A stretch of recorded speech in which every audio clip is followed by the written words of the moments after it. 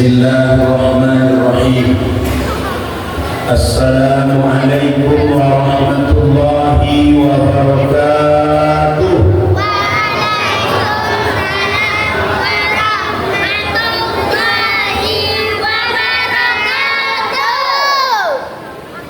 Tuh anak-anak barusan itu ngasih contoh dengan itu macam mana menjawab salam yang betul. Kalau mama saya tengok salam, kalau tidak itu ulang lagi. Assalamualaikum warahmatullahi wabarakatuh.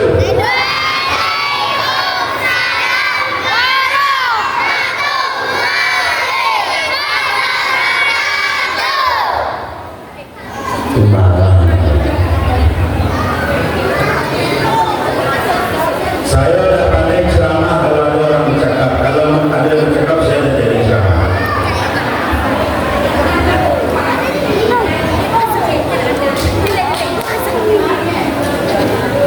Pandai. Dan usah tenangkan kaki, tenangkan berdiri masing-masing. Selesai ya.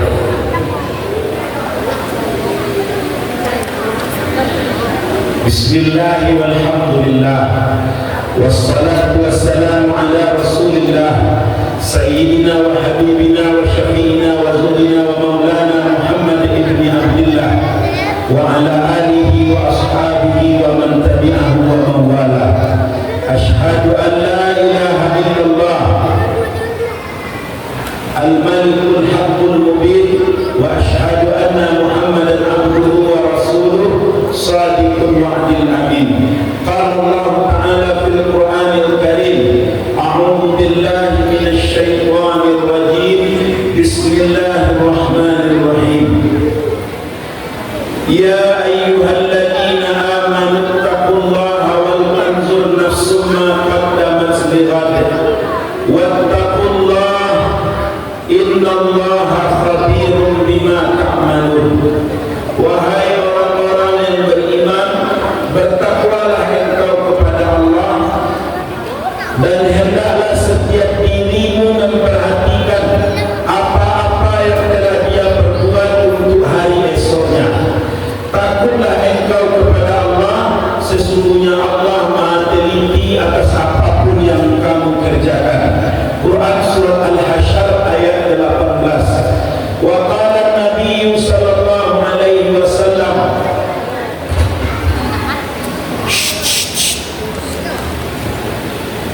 Bapak Ibu belum pernah nengok Ustaz pulang.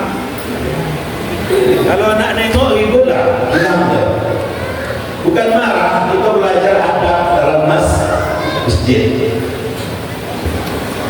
Sampai mana tadi? Wa qala Nabi sallallahu alaihi wasallam, Nabi sallallahu alaihi wasallam bersabda, "Man kana yawmuhu khairan min amsihi fa huwa rabihun." Siapa yang hari ini lebih baik dari hari kemarin, dia adalah orang yang beruntung. Wa man kana yawmuhu mithla amsihi fa huwa maghbun. Siapa yang hari ini sama saja dengan hari kemarin, dialah orang yang rugi. Wa man kana yawmuhu syarran min amsihi fa huwa mal'un. Siapa yang hari ini lebih buruk dari hari kemarin, dialah orang yang dilaknat. Mudah-mudahan kita ini semuanya menjadi orang-orang beruntung yang setiap hari hidupnya semakin lebih baik. Amin. Ya Rabbal Alamin. Wa qala aidan, dalam hadis yang lain Nabi juga bersabda, "May yuridu fil jannati ma'iya fakhtaruni bainal yatama." Siapa yang ingin berada bersamaku di hari kiamat di dalam surga, maka carilah aku di tengah kumpulan anak-anak yatim. Yang kita hormati, Datuk Rio Dusun Terbian Danto akan mewakili Datuk Rio di Kumroh ya. Saya tadi di WA beliau sedang ngirim video di Kaabah. Kemudian yang kita hormati Ketua BPD beserta seluruh anggota, yang kita muliakan para pegawai syarat, Imam Khatib Bilal, lalu yang kita banggakan anak-anak kita, wabil khusus anak-anak yatim game, jangan main game. Tidak boleh main game dalam masjid. Tutup. Masa main Mobile Legend, main Free Fire dalam masjid? Tidak boleh. Stop dulu ya. Cek. Kemudian bapak-bapak, ibu-ibu, hadirin yang dimuliakan Allah, semoga semua yang hadir ini badannya sehat galau. Umurnya diberi umur yang panjang dalam ketaatan. Rezekinya banyak berlimpah, bisa naik haji, bisa beli mobil, bisa bikin rumah bagus. Beda kencang aminnya kalau soal duitnya. Lain. Kalau cek inginnya 10 dolar. Baik, Bapak Ibu yang mulia, saya perlu memberitahu, saya tidak bisa lama-lama. Paling lama jam 3:10 atau jam 3 pasnya, lah 1 jam 10 menit dari sekarang saya harus selesai dan pergi. Tadi sebenarnya saya nak sholat zuhur di sini seperti perjanjian dengan pegawai Sarah, tapi kalau memang tadi macet agak panjang di dekat tutup, saya sampai di Rantau Ingkil di Musola Haji Rafah oranglah komat. Jadi saya sholat zuhur di sana langsung jamaah sholat asar. Jadi saya lah asar karena menang bepergian. Nanti dari sini saya langsung ke rumah Rasulullah karena jam 4:30 mau terbang ke Jakarta. Jadi pesawat 4:30 dari Bungo ke Jakarta. Nanti malam ngisi acara yang sama macam itu, santunan anak yatim dan 10 Muharram di Nurul Hilir Jeruk Jakarta Barat. Jadi dari sini saya langsung bandara, langsung pulang Jakarta, besok pagi berbalik. Jadi saya minta maaf Pak, tidak bisa nanti ikut sholat asar bersama dengan saya jamaah tadi. Oke. Halo.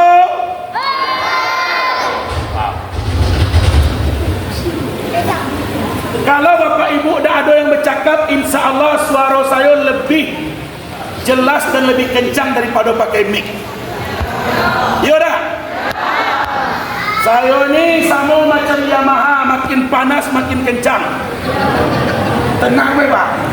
Tapi syaratnya dah ada yang ngomong.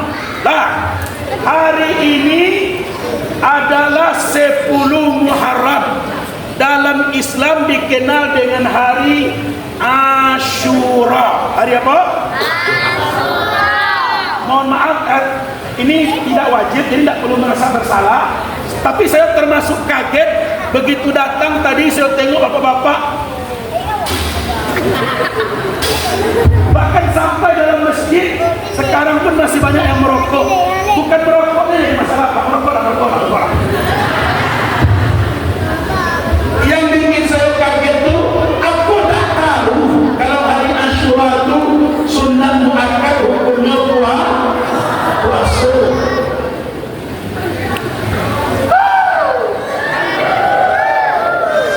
Coba, ibu-ibu puasa?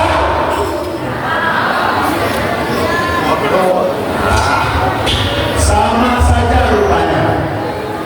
Sebenarnya, makanya kalau bikin acara 10 Muharram ini sebenarnya malam supaya siangnya kita bisa berpuasa. Saya nak bahas 3 poin. 1, 10 Muharram atau hari Ashura ini disunahkan berpuasa. Apa keuntungannya bagi yang puasa hari ini Ustaz? Hadis sahih Bukhari Muslim, kata Nabi, ahtasinullahu yukaffir anni sannatal madiyah. Aku berharap, kata Rasulullah, dengan puasa Ashura ini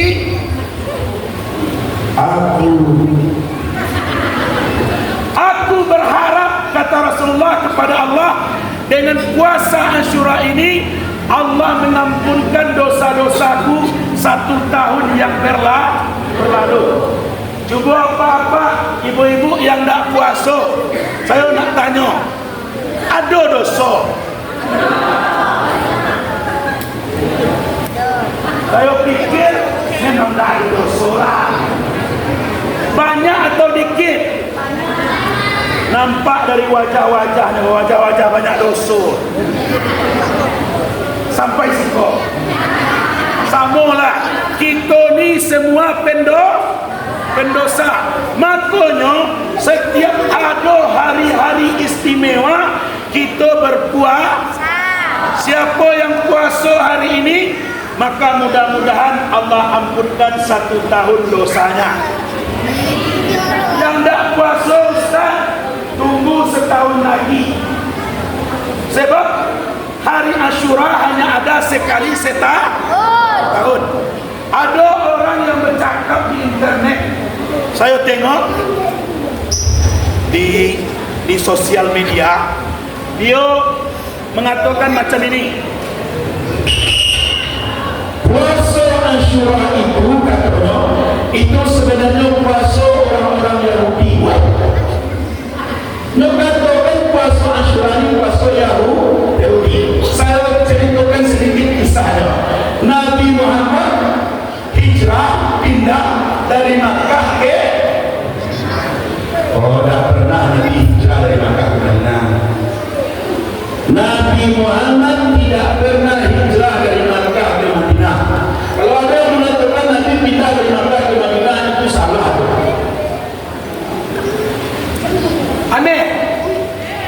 Aneh. Lain pada sesat saudara. Nabi tidak hijrah ke Madinah. Nabi hijrah namanya ke Yasrib. Mana? Waktu itu belum ada Madinah.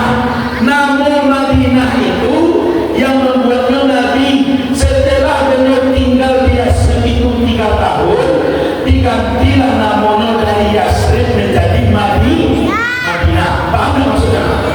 Jadi ketika Nabi pindah dari Makkah itu, nama kampung itu belum lagi Madinah, tapi masih Yasrib. Jadi Nabi hijrah dari Makkah ke Madinah atau dari Makkah ke Yasrib? Keduanya. Tak keduanya, Pak. Ketika Nabi pindah itu apa nama kampung itu? Yasrib. Jadi hijrah Nabi Madinah atau Yasrib? Yasrib. Setelah hijrah 3 tahun baru diganti nama menjadi Madinah. Paham ya? Nah ketika Nabi lah, ya Allah ya Rabbi, kalau ada sisa kas beli mic baru ya. Itu bercanda ya. Jadi sebenarnya ketika Nabi lah ditinggal di Madinah atau di Yasrib tadi, lalu Nabi puasa Asyura 10 Muharram ini, ada satu orang sahabat namanya Mus'ab bin Umair. Siapa namanya? Mus'ab bin Umair ni Pak, melihat orang-orang Yahudi di Madinah itu juga puasa. Oh, sayang, nggak boleh ribut ya. Emangnya di Madinah ada orang Yahudi, Ustaz? Di Madinah itu ada 3 suku Yahudi. Yahudi Bani Nadir, Yahudi Bani Quraidah, Yahudi Bani Qainuqa. 3 suku ke? Kalau tiba hari 10 Muharram puasa, nampak oleh sahabat, dilaporkan kepada Nabi, ya Rasul, orang-orang Yahudi di Madinah ini ternyata juga puasa. Kata Nabi, is'al ilaihim bima asbabuhum. Tanya kepada mereka apa sebab mereka puasa hari Asyura. Ditanya ke orang Yahudi itu, apa kata orang Yahudi? Hari Asyura ini hari diselamatkannya Nabi kami, Nabi Musa, dari kejaran Fir'aun. Karena Nabi Musa bersyukur dan berpuasa, kami pun orang Yahudi bersyukur dan berpuasa. Apa kata Nabi Muhammad? Inni akrabu ila Musa minhum. Aku lebih dekat kepada Nabi Musa dibanding mereka. Maka kata Nabi, kalian umat Islam, puasalah 10 Asyura, 10 Muharram, tapi ada tapinya. Farriqu bainana wa bainahum. bedakan antara kita dengan mereka. Macam mana cara bedanya? Tambah 1 hari, yaitu puasa Tasu'a, hari ke-9. Jadi sebenarnya puasa yang afdal itu kemarin puasa, sekarang puasa. Ngerti maksudnya?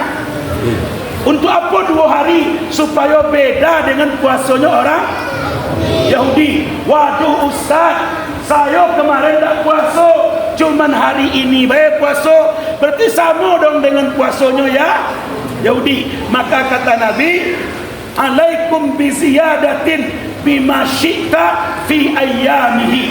Engkau boleh menambahnya 1 hari setelah hari Asyura itu, hari apapun yang engkau mau. Paham? Jelek dah. Jadi yang puasa hari ini cuman 1 hari saja, mesti dikasih 1 hari lagi supaya beda dengan orang Yahudi. Mungkin puasa besok atau Selasa atau Rabu. Pokoknya sebelum habis bulan Muharram tambah 1 hari lagi. Paham? Okey, selesai 1 poin. Puasa Asyura. Saya berharap tahun-tahun ke depan kalau ada acara 10 Muharram, jangan ada lagi yang tak puasa. Rugi itu. Bukan salah, tak berdosa, tak dapat tak puasa. Ini cuma puasa sunat, tapi rugi. Masa cuma sehari tak sanggup berpisah dengan on-ball dan hastar. Ya Pak? Bu, Ibu suka laki puasa atau tak puasa? Puasa.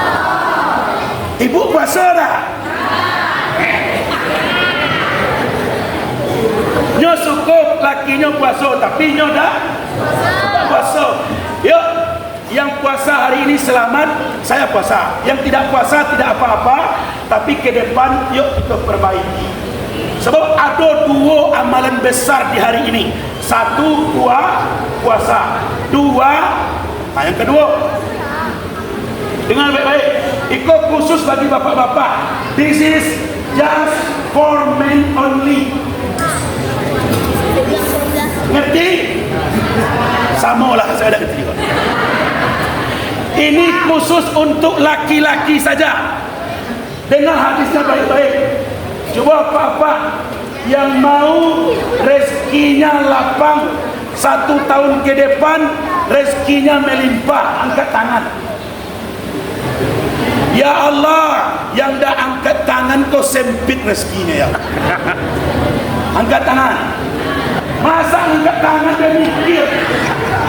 La ilaha illallah. Yang mau rezekinya lapang, angkat tangan. Ya Allah, yang angkat tangan mudahkan rezekinya. Banyakkan buah sawitnya. Terus, Pak, dengar hadis ini baik-baik. Apa kata Nabi?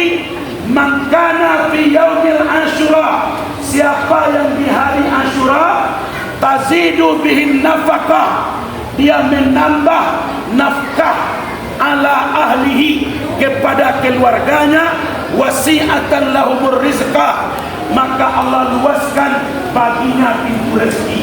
Hari ini bapak-bapak, khusus hari ini, kasih istri dan anak lebih dari hari biasanya. Senang ibu? Lah dikasih.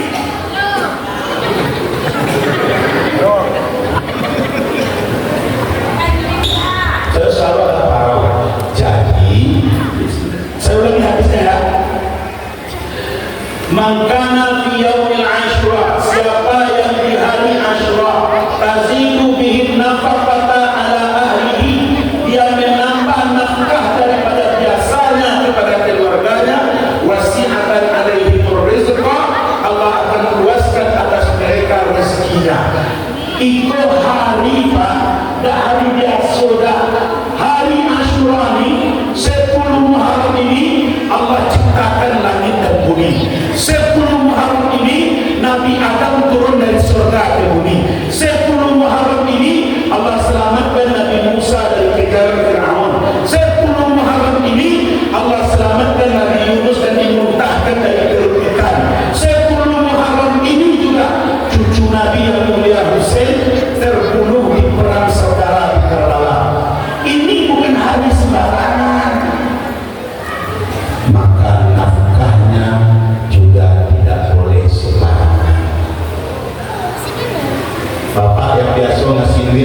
istri 100.000 pagi,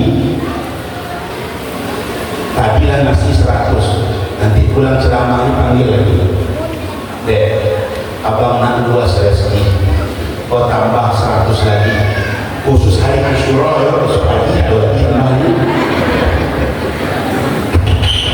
Jadi hari Asyura ini lebihkan nafkah. Anak-anak yang biasanya pergi ke Madinah dikasih jajan 5.000, hari ini kasih 20. Ustaz macam tu, yo. Saya di tempat saya kebetulan pasarnya hari Minggu Pak tadi. Jadi istri itu ke pasar. Biasanya kalau nak pasar itu setiap minggu saya kasih 1 juta kan. Nah, belanja dapur. Tadi pagi saya kasih 2,5. Saya bilang saya nak ke Jakarta siang ini. Nanti malam mungkin minat Jakarta, besok pagi saya pulang. Saya bilang, ya tidak apa-apa. Ini uang belanja mingguan. Saya kasih 2,5. Kaget loh. Saya bilang, tambah-tambah beli gamis dengan skincare. Oh itu senang minta ampun. Iko rumah Allah, kau tak berutuh tak saya? Serius ini? Waktu senyum-senyum lagi. Bapak lebihkan nafkah untuk istri hari ini. Serius. Hadis sahih Bukhari Muslim, apa kata Nabi? Afdalus sadaqat ayyakafin nafkah ala ahlika. Sedekah yang terbaik itu adalah engkau cukupkan nafkah bagi keluargamu. Jadi bersedekah itu baik, mau ke anak yatim baik, mau ke janda-janda jompo tua baik, janda muda tak perlu, banyak yang terus. Kalau nak sedekah dengan janda, sedekah dengan janda-janda tu ya, janda muda. Faham? Jadi Bapak, sedekah yang paling afdal itu memberi nafkah kepada keluarga. Dan di hari Asyura khususnya lebihkan sedikit. Jabir bin Abdullah radhiyallahu anhu, sahabat Nabi. Ada sahabat Nabi namanya Jabir bin Abdullah. Kata Jabir, ya Rasulullah, ansibni amalan tuwassi'allahu bihi rizki. Ya Rasulullah, tolong tunjukkan aku suatu amalan yang dapat melapangkan rezekiku. Maka kata Nabi apa? Tambah nafkah keluargamu di hari Asyura. Lah macam itu perlu berkeringat, saya menyampaikan. Nanti sampai di rumah ada ditambah dengan abang bu. Kata dengannya, tak ada tabungan-tabungan kamu untuk nambah nafkah khusus hari ini. Tambah dari kesejahteraan dari mana? Ya, bapak 10 tak tambah. Ma, ini hari Asyura 20. Bukan untuk saya, Mak, tapi untuk Mak. Kalau Mak tambah nafkah saya hari ini, maka Allah akan mudahkan rezeki masuk tahun akan datang. Bukan untuk istri Bapak nambah, untuk diri Bapak sendiri. Tak percaya cukup dulu. Coba dulu. Siapa? Satu orang bilang siap. Siap nambah nafkah? Yang ngaco siapa? Yang nak memberi nafkah? Kacau kita ni. Inyo tentu yo siap. Nyoneri. Kau yang tak siap lah. Uang keluar. Dua. Jadi yang pertama, hari ini kita puasa. Yang kedua, lebihkan nafkah untuk keluar. Yang ketiga, kita hari ini melakukan santunan terhadap anak yatim. Tadi saya dengar 7 orang ya. Saya nak jelaskan dulu, ini biar tak jadi perdebatan terus di kampung-kampung, di dusun-dusun. Untuk kali ini oke, tapi untuk ke depan perbaiki. Maksud saya macam ini. Banyak sekali di halo. Banyak sekali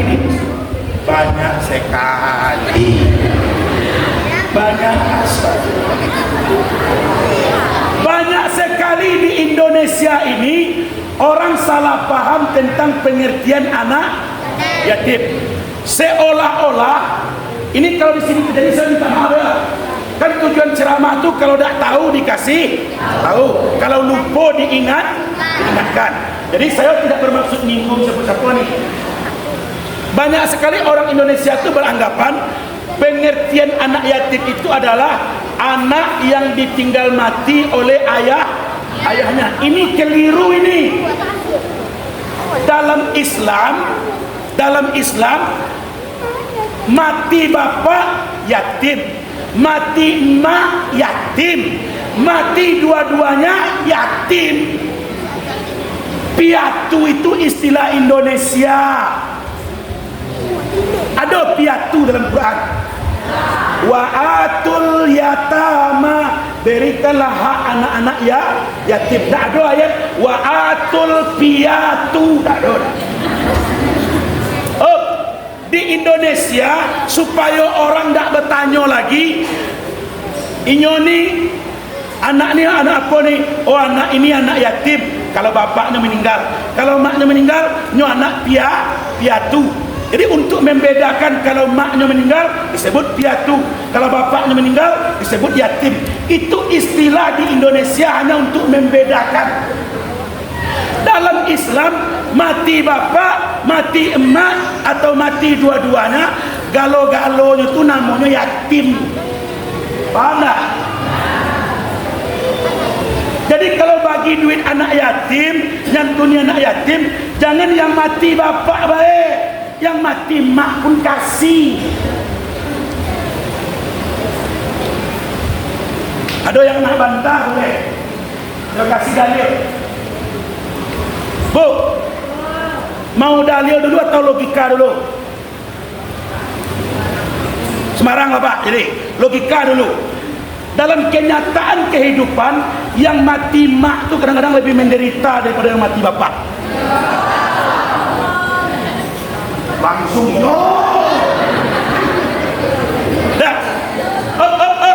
Ini untuk perbaikan kita bersama, setuju kan? Izinkan saya menyampaikan tujuan ceramah itu, Pak. Gini, misalkan ibu punya suami, punya anak dua, lalu suami meninggal. Kalau suatu hari masa iddah ibu habis, ibu nikah lagi dengan laki-laki lain, saya yakin 100%, 100% wanita manapun yang punya anak yatim nikah dengan laki-laki, anaknya tetap di bawah. Betul tak? Iyo tahu tak? Bahkan ketika laki-laki itu mengatakan I'm falling in love, aku jatuh cinta kepadamu, Bang, abang kalau nak nikah dengan saya bukan cuma saya baik, saya punya anak. Kalau bisa mencintai saya dan anak-anak saya, okay, get married. Mari kita nikah. Tapi kalau cuma sayang dengan saya baik, dengan anak saya tak sayang, no. Begitu kan ibu-ibu? Yang heran saya Pak yang jawab iyo tu, lakinya masih hidup.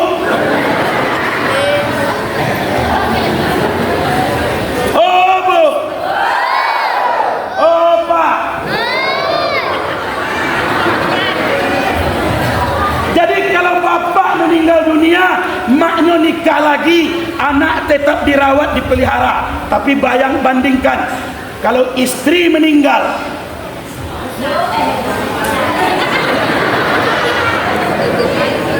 kalau istri yang meninggal, lakinya nikah lagi, anak-anak kok terlantar di rumah neneknya. Iyo. Secara fakta dan kenyataan, mana yang lebih mengkhawatirkan, anak yatim atau anak piatu?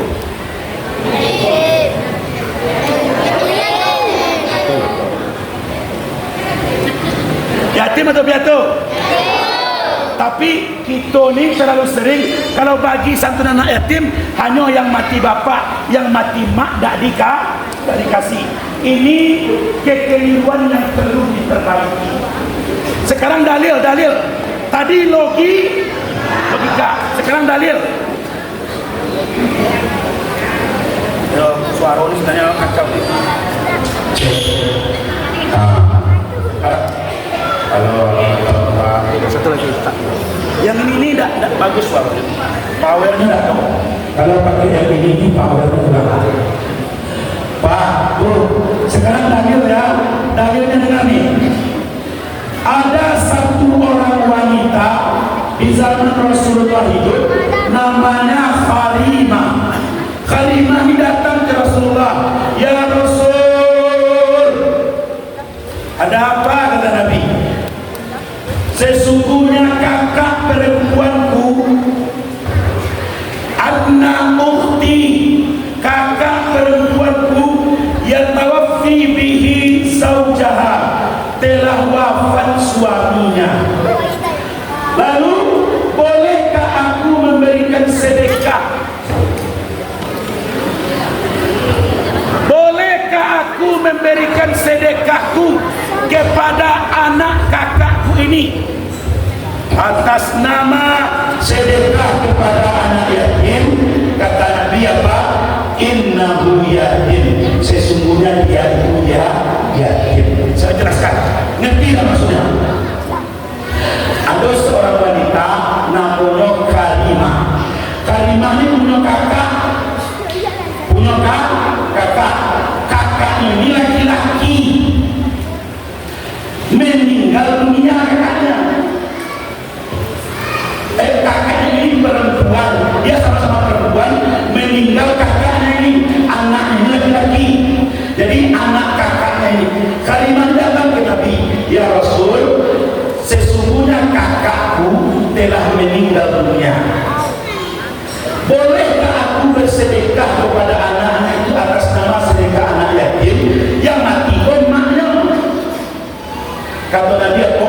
Innahu yatim falyatasaddaq, sesungguhnya dia itu juga disebut yatim, maka bersedekahlah. Jadi mati emak yatim, mati bapak yatim, dua-duanya yatim. Cuma di Indonesia kalau bertanya orang anak yatim tuh, yo, yang mati emaknya atau bapaknya, ada daripada orang bertanya macam tuh, dibikin dua istilah. Kalau emak disebut piatu, kalau bapak disebut yatim. Padahal dua-duanya lah clear, lah jelas. Jadi kota iman nanti, biar kita tak berdosa dan was-was, biar kita di dusun ini tak berdosa dan was-was, tak perlu berdebat. Gampang calonnya Pak. Kota infak atau ampun sumbangan itu ganti mereknya. Misalkan Bapak menjalankan kota infak, biasanya tulisannya apa? Infak anak yatim. Sekarang ganti infak yatim piatu. Kelar. Iya kan? Sederhana kan? Jadi Bapak tak perlu berdebat. Setelah saya ceramah ini, ionikan tuh dikasih yang mati mak tuh. Tak usah debat, ganti merek kalian tuh. Infak yatim piatu artinya infak yang terkumpul dari kota itu, mau mati mak mau mati bapak sama-sama berhak, sebab mereknya diganti. Ini untuk yatim piatu. Ya. Alhamdulillah, mantap. Saya ragu tadi. Jadi di sini yang meninggal mak kasih jawab.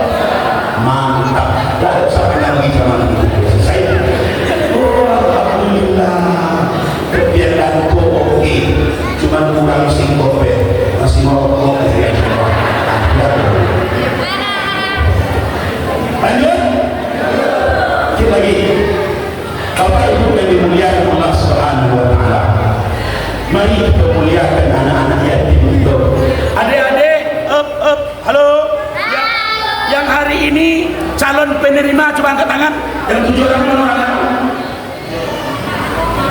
1, 2, 3. Mana lagi? Masya Allah. Bu-ibu, saya nak jelaskan sedikit ya. Jangan ada istilah disuruh-suruh musab kepala anak yatim. Bagus dah.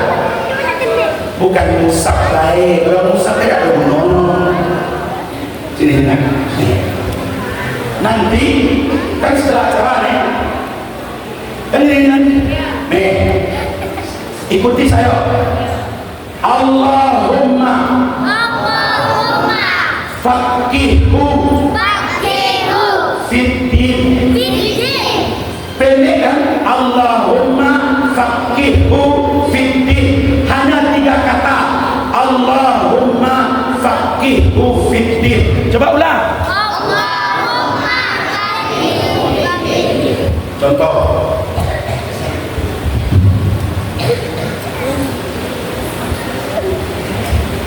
Anak kamu nyelap tegak kan? Kalian usap palanya Allahumma faqihu fiddin. Paham? Ya. Kan 7 orang tadi kan? Sama dari saya masing-masing dapat 50 menambah.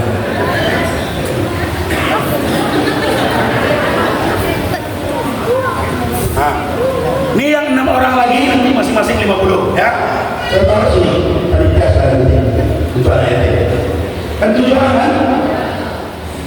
Dia nanti dikelola Bu. Oh, Bu. Mantap. Apa baca? Allahumma faqihu fiddin. Apa artinya Ustaz? Ya Allah, pahamkanlah dia dengan agama. Ketika Nabi hijrah dari Makkah ke Yasrib, Madinah lagi. Ketika Nabi hijrah dari Makkah ke Yasrib, sampai Nabi di Yasrib, ada seorang janda nyodak punya suami itu yora. Janda dah punya suami itu. Orang-orang Madinah pun ngasih hadiah ke Nabi. Ngasih hadiah ke Nabi. Ada yang ngasih pedang, ada yang ngasih sepatu, ada yang ngasih jubah, ada bahkan yang ngasih toko untuk berdagang. Bahkan ada yang memberi Salman Al-Farisi, memberi Nabi kebun kurma, hadiah untuk Nabi yang baru hijrah ini. Nah, ketika seluruh orang Madinah itu, ketika orang-orang Madinah itu berlomba-lomba memberi hadiah ke Nabi, kepada Nabi, ada satu orang wanita janda dan punya suami, anaknya masih kecil, umurnya 14 bulan. Datang ke Nabi, ya Rasul, aku tidak punya uang, tidak punya harta, bahkan untuk makan sehari-hari pun aku susah. Tapi aku ingin memberi engkau hadiah ya Rasul, seperti orang-orang lain. Kata Nabi, ibu tidak perlu beri saya hadiah. Tidak ya Rasul, ambillah hadiah dariku ini anakku. Namanya Anas bin Malik. Pernah dengar nama ini? Anas bin Malik itu sahabat Nabi yang nomor 3 paling banyak meriwayatkan hadis. Karena hidup 22 tahun bersama Nabi. Bukan 2 tahun 22 tahun. 12 tahun 2 bulan bersama Nabi. Jadi Anas bin Malik ini dipegang Nabi kepalanya, Nabi bacakan doa, Allahumma faqihu fiddin. Ya Allah, pahamkanlah anak ini dengan agama. Kalau anakku perempuan, diganti dengan ha.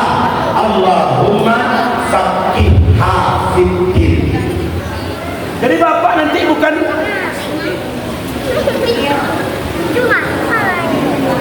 macam-macam itu.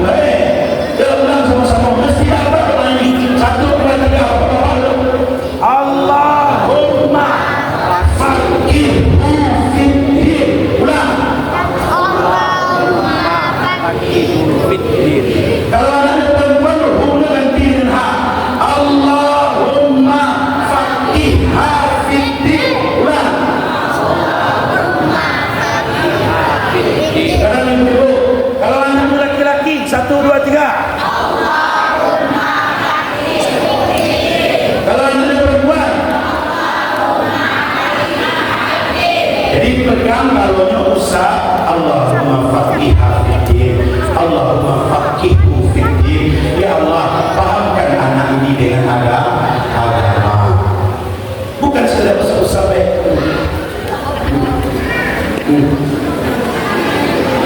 Perlu diperbaiki. Ya, nanti perlu saya pergi lupa. Allahumma fiddin. Allahumma Allah. Apa sih benar?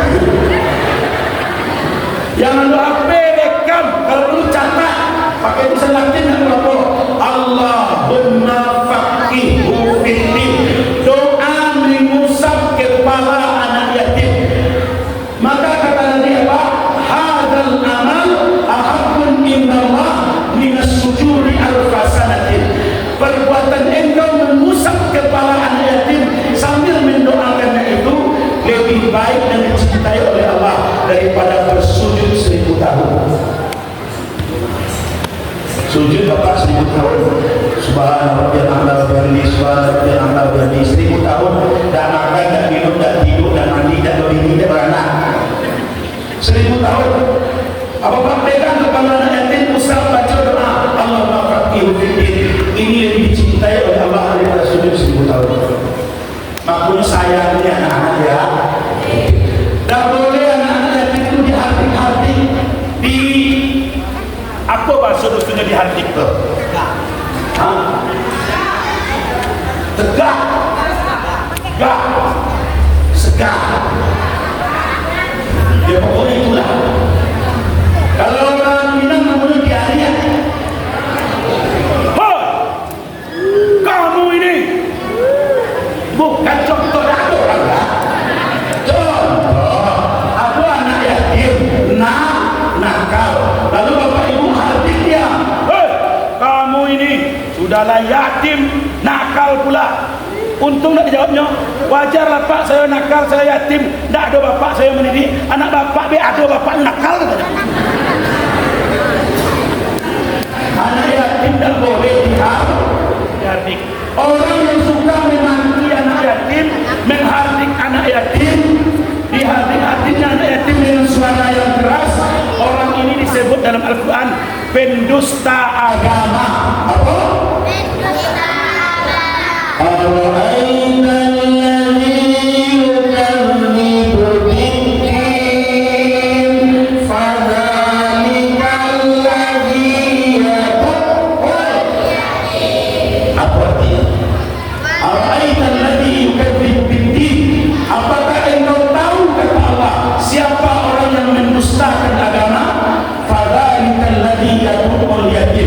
Yaitu mereka yang suka menghardik anak yatim. Bapak bikin masjid dengan uang pribadi, pergi umroh tiap bulan, naik haji tiap tahun, tapi kasar kepada anak yatim, Anda pendusta agama. Jelek. Jangan anak yatim dihardik. Nabi Muhammad yatim atau tidak? Orang yang suka menghardik anak yatim, maka dia melukai perasaan Nabi SAW. Kalau nakalnya wajar, banyak orang tua ni macam tak pernah kecil. Di masjid anak-anak bersuara, ributnya, pergi keluar. Nanti anak-anak ni trauma, tak mau lagi ke masjid. Masjid tak, di masjid bapak-bapak jahat. Bapak dulu seumur ikut di masjid nampak. Sama dulu kan? Fahamilah anak-anak dengan cara anak-anak. Kalau nak ditegur boleh. Sayang, tak boleh ngobrol ya. Itu elok-elok. Kalau apa sunina? Baik pak? Baik. Lalu, muliakan anak ya. Ibu mau tidak? Allah berikan pahala seperti bertasbih 1000 kali. Subhanallah, subhanallah, subhanallah, subhanallah, subhanallah, 1000 kali. Apa amalnya? Ayat tasaddaqa bil yatim sirran. Bersedekah kepada anak yatim diam-diam. Contoh. Ini bukan hari Asyura ya. Hari biasa misalkan. Atau anak yatim lewat depan rumah itu nak pergi sekolah atau nak pergi ke masjid sore ngaji. Nampak dia lewat depan rumah itu nak pergi sekolah. Sini nak. Datang ayat itu. Ada apa bu? Tadi kasih mak jajan tadi. Lah, bako dimoin. Ambil duit ibu 20.000. Jajannya habiskan. Jangan kasih mak. Anak-anak ini kalau nyetor ke mak, ketika bulan Lebaran banyak THR anak dipinjam anak. Ya. Kalian masih ada tak THR kalian yang belum dibayar mak? Belum bayar ya? Pakai duit anak balikan. Kok Ustaz tahu? Istri saya waktu itu jual ambil aja anak pakai udah Bu, kasih makan anaknya. Anak-anak yatim ini jajan nak beli miso. Senang dia sekali-sekali jajan banyak. Diam-diam orang tak tahu, ibu dan anaknya tahu. Ini lebih baik dapat pahala seperti bertasbih 1000 kali. Subhanallah, subhanallah, subhanallah. Walaupun 5.000, 10.000. Boleh karena gitu. Yang terakhir yang keempat, pertama puasa Asyura. Yang kedua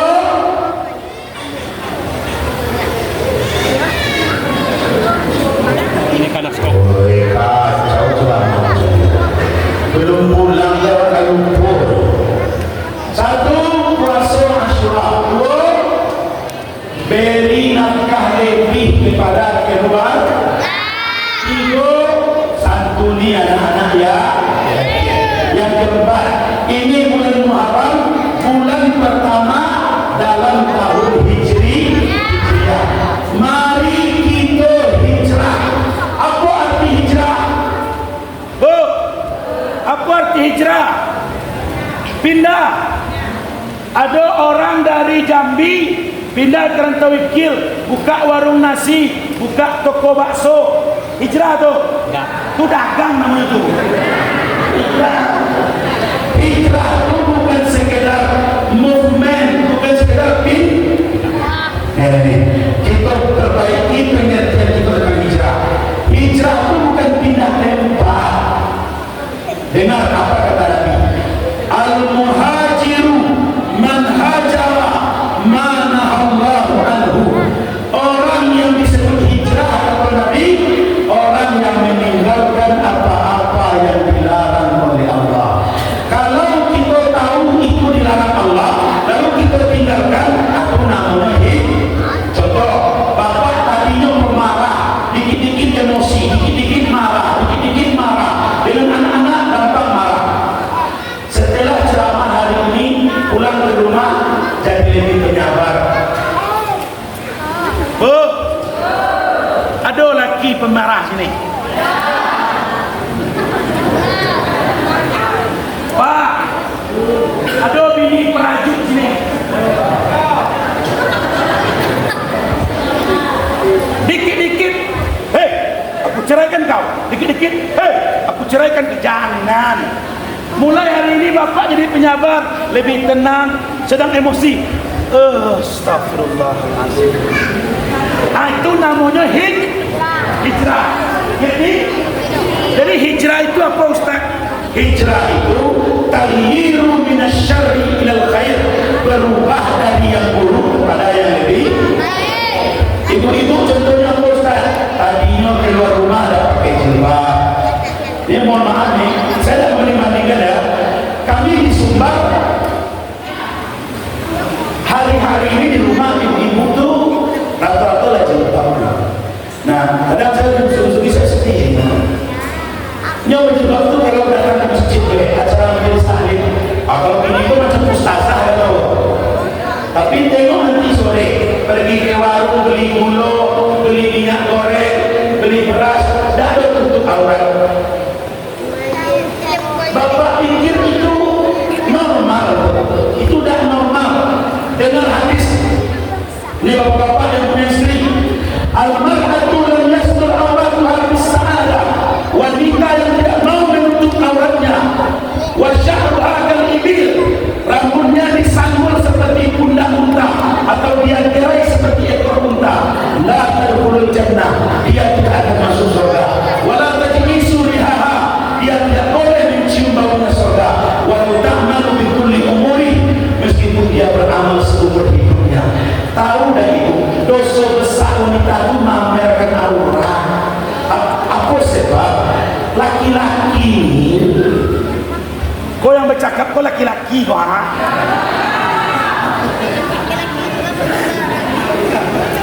Ibu foto rambut tegerai, baju kaos ketat, celana legging, masuk Facebook.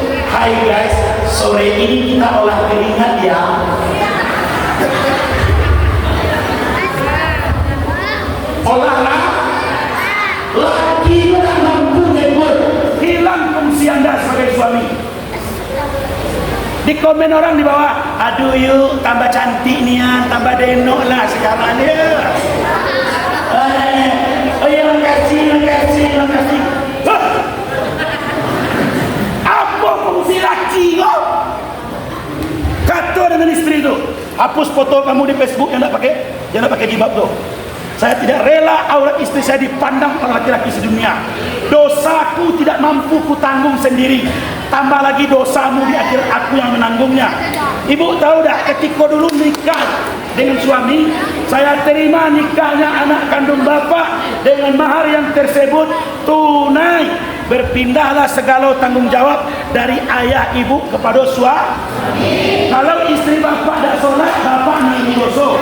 Istri bapak buka aurat, bapak nanggung dosa. Istri bapak ganggu laki orang, iyo juga.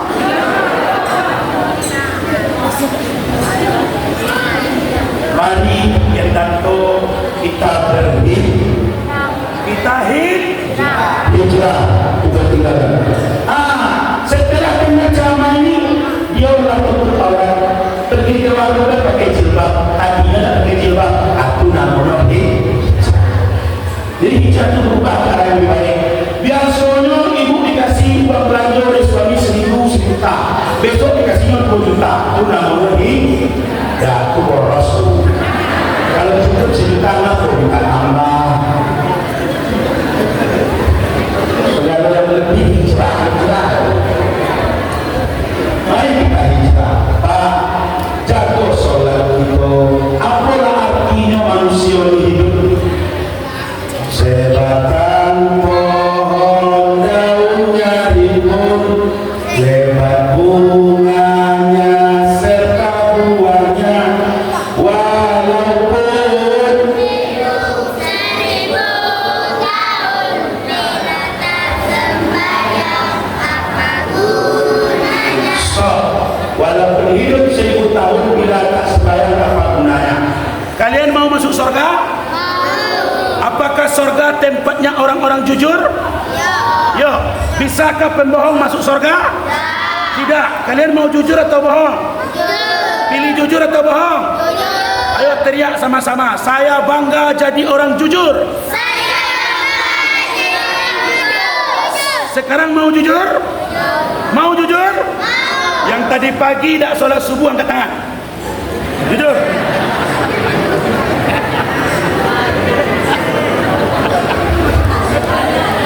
Walaupun hidup 10 tahun kalau tak sembahyang,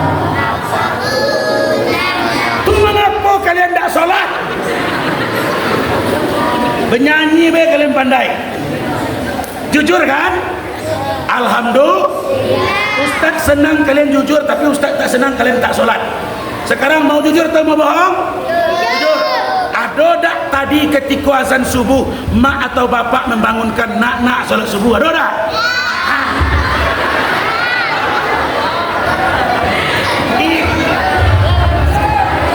Itulah yang sebenarnya. Wah, nampak. Jadi di mana letak masalah itu lah nampak. Yang bermasalah itu orang itu. Apa kata Imam Al-Ghazali? Kalau engkau ingin melihat bagaimana iman orang tua, lihat ibadah anak-anaknya. Pak, ajak istri sholat, ajak anak-anak sholat. Ibu-ibu, kalau suami ibu tak sholat, ibu tugas ibu cuma 2. 1 doakan, 2 ingatkan. Ibu tak menanggung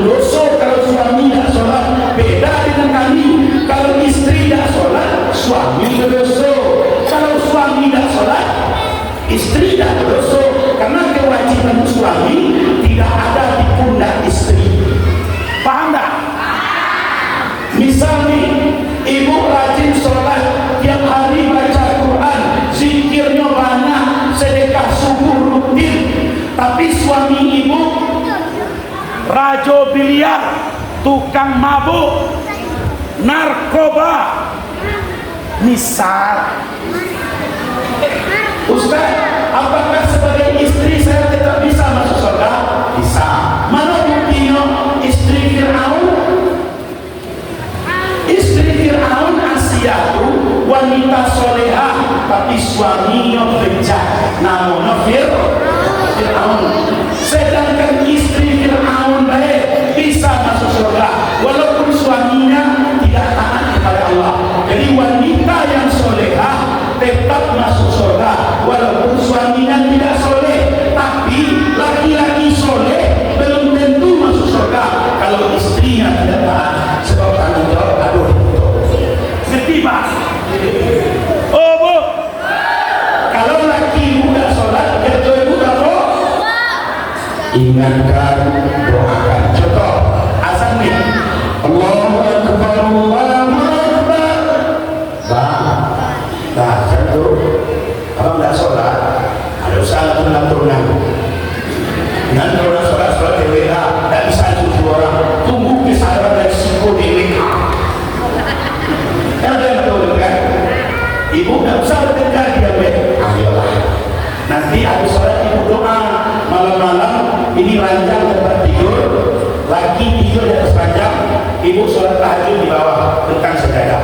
Allah. Sudah tahajud, ibu doa, ya Allah, pada 20 tahun kami menikah ya Allah, lah 19 umur anak yang paling besar. Tapi ya Allah, aku sayang dengan suamiku. Dia bertanggung jawab, nafkah selalu cukup, penyayang dengan keluarga. Cuma ada kurang sikap ya Allah, sama dengan batang pisang. Tidak mau ruku, tidak mau tolong ya Allah, beri suami saya hidayah. Kalau engkau tidak beri hidayah, anugerahkan aku kesabaran untuk menjalani hidup dengan suami ini. Amin. Cukup. Selesai tugas ibu. Doakan, ingat, beda dengan bapak. Kalau bapak istri yang sholat, oh tidak bisa dengan doa-doa beda. Ya Allah, berilah istri hidayah. Kalau laki-laki, bini kita tidak sholat, 4 tahapan menurut Islam. 1. Oh Indo-Indo, yang sholatnya bolong-bolong, yang sering tinggal sholat, dengar nih baik. Menurut Islam kalau perempuan tidak sholat, suaminya mempunyai 4 tahapan. Tahap pertama, wa'mur ahlaka bis sholat wastabir 'alaiha. Perintahkanlah anak istrimu untuk sholat dan bersabarlah engkau dalam memerintahkannya. Jadi tugas kita nomor 1, suruh berin azan, Allahu Akbar, Allahu Akbar. Dek, kamu sholatlah dek. Kalau kamu tidak sholat, abang nanggung dosa abang dewe banyak dek. Apa lagi nak nanggung dosa kamu? Tidak usah abang nanggung dosa saya. Kalau tidak sanggup abang nanggung nengok saya yang tidak sholat ni, terserah abang. Lah diperintah dari suruh sebulan, 2 bulan, 3 bulan, tidak ada perubahan. Pakai tahap 2. Ini pentingnya sholat nih Pak. Pakai tahap 2. Apa tahap 2-nya? Fakhlaq min marajiha. Pisahkan dia dari tempat tidur. Ini Al-Quran loh. Dek, 4 bulan abang nyuruh kamu sholat, lah bawel mulut abang ni ngatakan sholatlah, kamu tetap tak sholat. Sekarang sebagai suami, saya bertanggung jawab atas dirimu. Maka 2 bulan ke depan kamu saya pisahkan tempat tidur. Kamu tidur di kamar, saya tidur di sofa di luar, sampai kamu mau sholat. Apa kata bininya? Mantap. Memang itulah yang Allah mau. Awak pula bosan tiap malam tidur dekat abang. Oh bisa buka Facebook sampai malam. Lah 2 cara, gagal atau berhasil? Gagal. Lah 2 tahap. lah disuruh, lah dipisahkan tempat tidur. Lah 1,5 bulan bapak tidur di luar, nyodak juga berubah. Akhirnya bapak mengalah, bapak juga yang balik ke kamar. Nah, pakai tahap Itu ingat bagi laki-laki yang beristri. tahap 3. Tahap 3. Apa tahap 3-nya Ustaz? Fahakaman min ahlihi wa hakaman min ahliha. Cari yang hikmah dari keluarga laki-laki atau cari yang hikmah dari keluarga perempuan yang bisa menasihatinya. Begitu seriusnya masalah sholat Pak, sampai disuruh minta bantu yang lain. Kadang-kadang ada istri itu nyodak dengar kata-kata suaminya, tapi dia patuh dengan kakak kandungnya. Ada yang macam tu? Sayang, nggak boleh ngomong ya. Sikit lagi ya, bentar lagi ya nak ya. Jadi kalau istri bapaknya takut dengan abangnya, bapak tadukan ke abang dulu, abang tempat, ya kan? Datang bapak rumahnya. Assalamualaikum, salam. Ada apa Wan? Kalau namanya Iwan, pinjam yang namanya Iwan karena ada apa Wan? Iko bang, adik abang, Erna. Ada nama Erna. Kami lagi nikah 15 tahun bang, tapi adik abang tidak mau sholat. Sebagai suami bang, saya tiap hari dihantui rasa berdosa bang. Kalau adik abang tidak sholat, jangan menusuh saya. Saya suruh dia melawan. Saya pisahkan tempat tidurnya, tidak berubah. Sekarang saya angkat tangan, saya serahkan ke abang. Kalau abang ada waktu, datanglah ke rumah, nasihati di abang. Pernah ada bapak macam tu ngadu Ke abang ikat. Belum. Begitu serius masalah. Habis maghrib tiba abang di rumah. Assalamualaikum. Salam. Yang buka pintu adiknya yang perempuan ni. Abang, tumben abang main ke rumah kami. Dah, abang tak main. Abang cuma nak kasih tahu kamu deh. Laki kamu datang ke rumah tadi mengadukan kamu tidak sholat. Dek, amak kita lah mati, bapak kita lah meninggal. Orang tua kita butuh doa. Jatuhlah sholat dek. Malu kita dengan Allah. Kasihan kita dengan orang tua kita. Sholat dek ya. Apa kata bini kau? Saya dulu abang suruh sholat. Bini abang tidak sholat. Oh iya, benar ya. Rupanya bini abang tidak sholat. Bodoh wae, sama saja. Maka abang pulang dengan kecewa. 3 tahap gagal. Disuruhnya melawan, pisahkan tempat tidur tak mempan. Dinasihati abangnya pun nyelawan. Akhirnya pakai cara yang hebat. Apa kata Nabi? Alaikum bil khiyar. Kalian para suami boleh pilih. Apa pilihannya? Intasbiru tahsabukum. Kalau kalian bersabar, kalian dapat pahala seperti Nabi Nuh. Nabi Nuh bininya kafir, tapi dia sabar. Wa illam tasbir fatalliquha. Tapi kalau kalian tidak sabar, talak, ceraikan dia. Begitu pentingnya sholat. Andai istri saya tidak sholat, saya akan bilang, aku kasih kamu waktu 2 minggu. Taubat, mulai sekarang sholat. Kalau dalam 2 minggu kamu tidak sholat, aku akan cari yang rajin sholat. Lo gue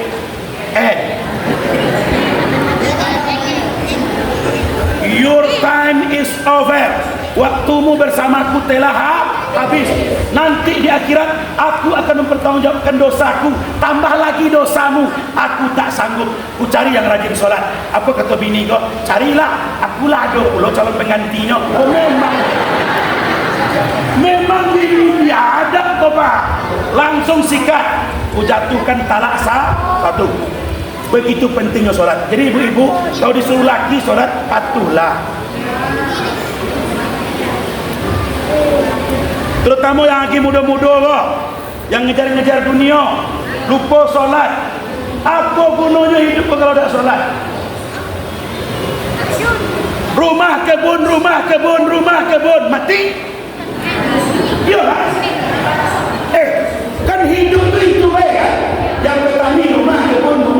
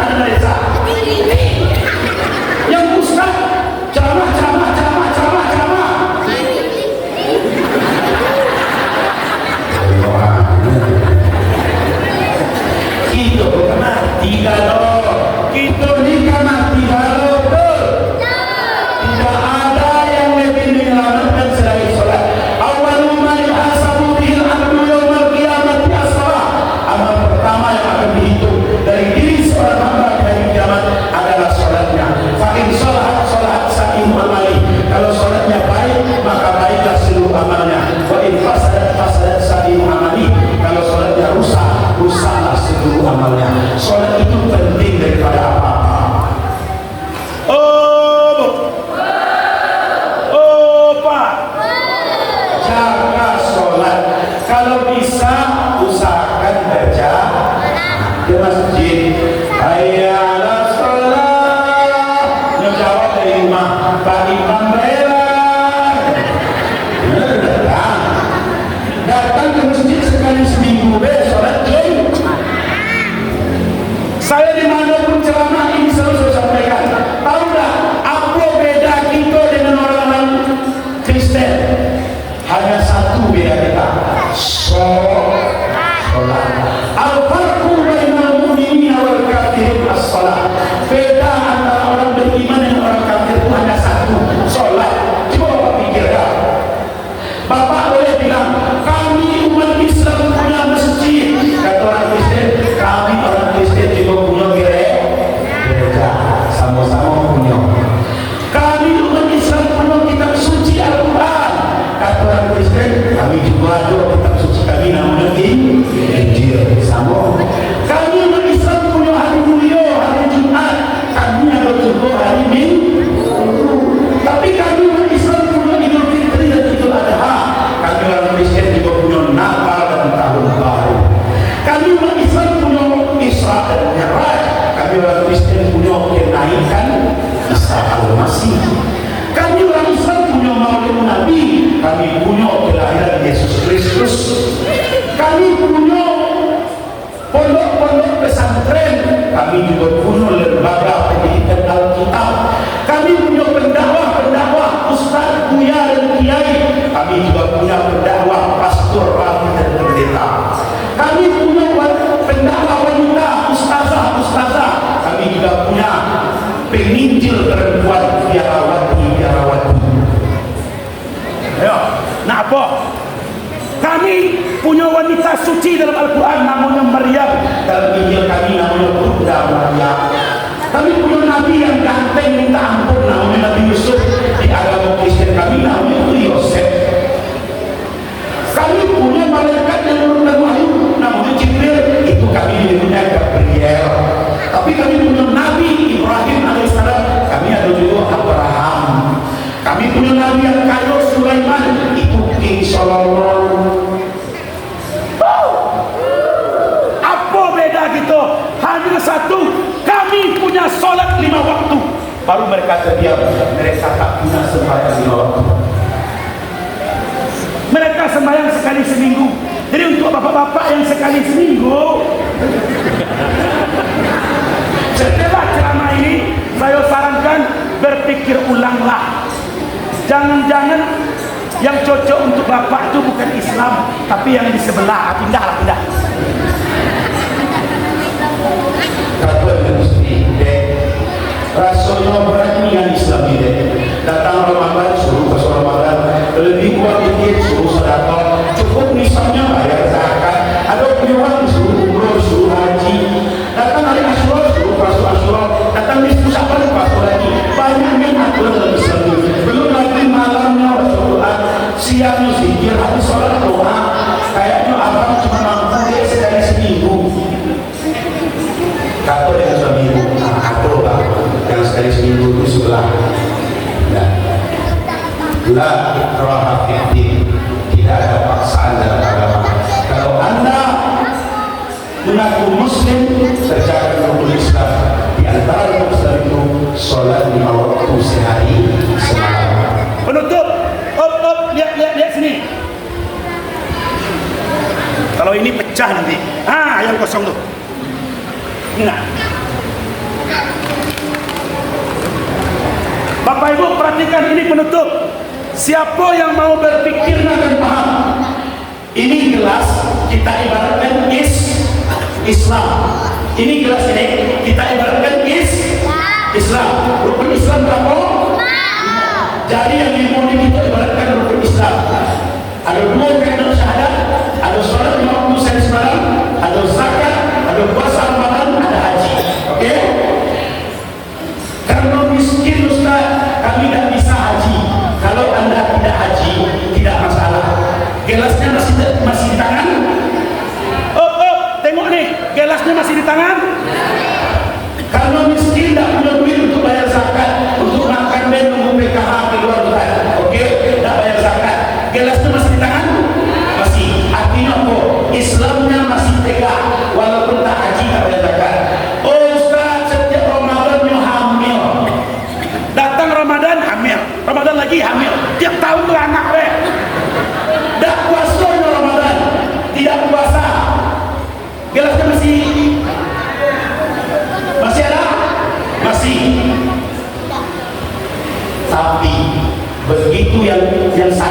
hilang, dah haji, Islam masih oke, dah zakat, Islam masih, dah puasa, Islam masih. Tapi coba tengok ketika anda tidak sholat, lepas rukun yang penting ini, apa yang terjadi? Jatuh. Islam tidak bisa dengan dua kalimat syahadat ke satu. Minimal Islam itu paham maksudnya? Kalau bisa lima-limanya, kokoh gelasnya, kokoh Islamnya, tidak haji masih Islam, tidak zakat masih Islam, tidak puasa masih Islam, tidak sholat lepas Islamnya. tidak bisa satu jari. Assalamualaikum.